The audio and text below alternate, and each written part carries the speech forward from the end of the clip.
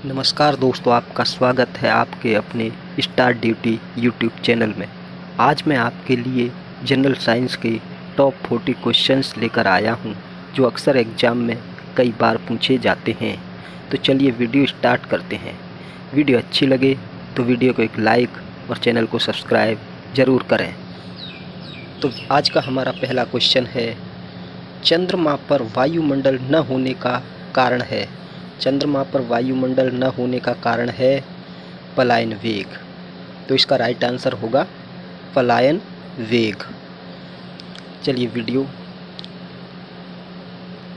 आज का हमारा दूसरा क्वेश्चन है, यदि किसी सरल लोलक की लंबाई 4% बढ़ा दी जाए तो उसका आवर्तकाल कितना होगा। यदि किसी लोलक की लंबाई 4% बढ़ा दी जाए तो इसका आवर्तकाल होगा 2% बढ़ जाएगा। 2% बढ़ जाएगा। एक लड़की झूला झूल रही है, उसके पास एक अन्य लड़की आकर बैठ जाती है, तो झूले का आवर्तकाल होगा। झूले के आवर्तकाल में क्या परिवर्तन होगा। तो झूले का आवर्तकाल अपरिवर्तित रहेगा। आज का हमारा अगला क्वेश्चन है, हम रेडियो की घुंडी घुमाकर विभिन्न स्टेशनों के प्रोग्राम सुनते हैं। यह संभव होता है, किसके कारण संभव होता है। तो यह अनुनाद के कारण संभव होता है। तो इसका राइट आंसर होगा अनुनाद के कारण। आज का हमारा अगला क्वेश्चन है, वेंचुरीमीटर से क्या मापा। वेंचुरीमीटर से क्या ज्ञात करते हैं।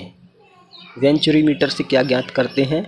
तो इसका राइट आंसर होगा, वेंचुरीमीटर का प्रयोग जल के प्रवाह की दर को ज्ञात करने के लिए किया जाता है। आज का हमारा अगला क्वेश्चन है, चौराहों पर पानी के फुहारे में गेंद नाचती रहती है, क्यों।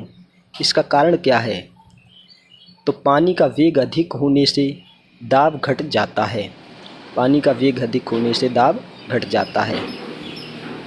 आज का हमारा अगला क्वेश्चन है, यदि द्रव्यमान परिवर्तित हुए बिना पृथ्वी अपनी वर्तमान त्रिज्या की सिकुड़कर आधी रह जाए तो दिन होगा। तो दिन में क्या फ़र्क पड़ेगा। दिन 12 घंटे का होगा। यदि किसी पिंड को पृथ्वी से 11.2 किलोमीटर प्रति सेकंड के वेग से फेंका जाए तो पिंड क्या होगा, पृथ्वी पर कभी वापस नहीं लौटेगा।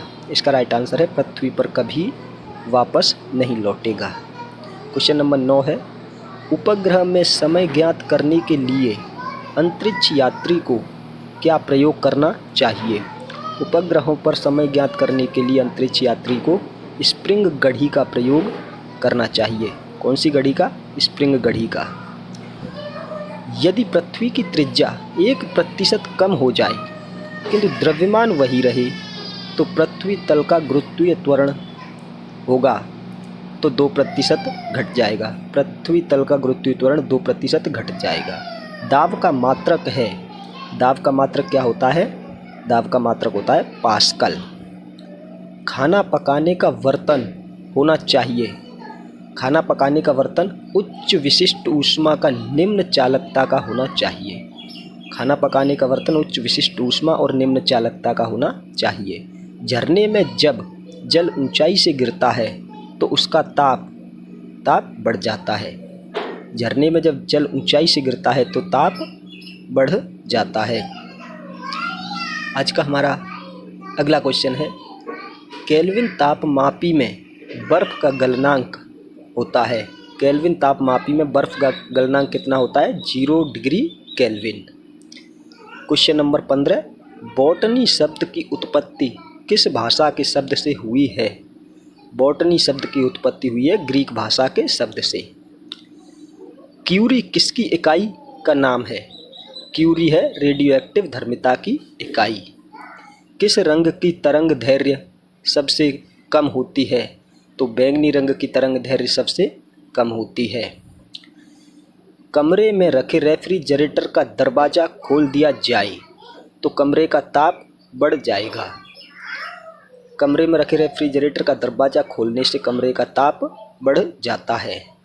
अगला क्वेश्चन है, इंद्रधनुष में कितने रंग होते हैं? तो इंद्रधनुष में रंग होते हैं 7। इंद्रधनुष में कितने रंग होते हैं? 7। सेकंड पेंडुलम का आवर्तकाल क्या होता है? सेकंड पेंडुलम का आवर्तकाल होता है 2 सेकंड। कितना होता है? 2 सेकंड। निम्नलिखित में से कौन सी एक मिश्र धातु है? तो स्टील एक मिश्र धातु है। स्टील एक मिश्र धातु है। निम्नलिखित में से कौन सी ईंधन गैस नहीं है? ईंधन गैस नहीं है, हास्य गैस। निम्नलिखित में से कौन सा तत्व प्रबल क्षारीय ऑक्साइड बनाता है जब ऑक्सीजन में जलता है? तो ये होता है सोडियम। सोडियम को जब ऑक्सीजन में जलाया जाता है तो यह निम्न प्रबल क्षारीय ऑक्साइड बनाता है। आज का हमारा अगला क्वेश्चन है, रिएक्टर स्केल किसके नापने में प्रयोग होता है?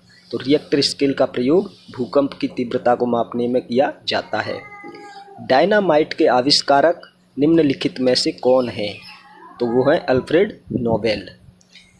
चिकित्सा व युद्ध में उपयोग के लिए किन किरणों पर नवीनतम अनुसंधान हो रहा है? तो इसका राइट आंसर होगा लेजर किरणें। लेजर किरणों पर नवीनतम अनुसंधान हो रहा है। आकाश के नीले दिखाई देने का मुख्य कारण है? तो आकाश के नीले दिखाई देने का मुख्य कारण है वायुमंडल में उपस्थित धूल आदि के कणों द्वारा सौर किरणों का प्रकीर्णन। आज का हमारा अगला क्वेश्चन है, तेज गति से आता हुआ वाहन का हॉर्न बजता है तो उसका पिच कितना होता है? अधिक सुनाई देता है। सूती और ऊनी रेशों में अंतर्ज्ञात किया जा सकता है तो इनको जलाकर इनमें अंतर्ज्ञात किया जा सकता है। सूती और ऊनी रेशों में अंतर्ज्ञात करने के लिए इनको जलाया जाता है और जलाकर इनमें अंतर्ज्ञात किया जाता है। गर्मियों में सफ़ेद कपड़े क्यों पहने जाते हैं? गर्मियों में सफ़ेद कपड़े पहनने का कारण है ऊष्मा के वे बुरे अवशोषक हैं। निम्नलिखित में से गलत कथन कौन सा है? तो इसका राइट आंसर है पारा पानी पर तैरता है। एल्यूमिनियम किस खनिज से प्राप्त की जाती है? तो एल्यूमिनियम का अयस्क होता है बॉक्साइट। बॉक्साइट एल्यूमिनियम का अयस्क है। कैलोरी की मापन इकाई है ऊष्मा। कैलोरी की मापन इकाई ऊष्मा है। घरों में विद्युत संयंत्र जोड़े जाते हैं पैरेलल ऑर्डर में। घरों में विद्युत संयंत्र पैरेलल ऑर्डर में जोड़े जाते हैं। आज का हमारा अगला क्वेश्चन है, केतली में पानी का गर्म होना किसका उदाहरण है? तो केतली में पानी का गर्म होना संवहन का उदाहरण है। किस धातु का गलनांक सबसे अधिक होता है? टंगस्टन धातु का गलनांक सबसे अधिक होता है, जिसका प्रयोग विद्युत बल्ब में किया जाता है। ध्वनि की गति सर्वाधिक होती है, तो ध्वनि की गति जल में सर्वाधिक होती है। लाल रंग का गुलाब हरी रोशनी में कैसा दिखाई देता है? तो इसका राइट आंसर होगा काला। लाल रंग का गुलाब हरी रोशनी में काला दिखाई देता है। डायनेमो का कार्य है, तो डायनेमो क्या कार्य करता है? ये यांत्रिक ऊर्जा को विद्युत ऊर्जा में परिवर्तित करने का काम करता है। आज का हमारा लास्ट और अंतिम क्वेश्चन है, विलेय को विलयन से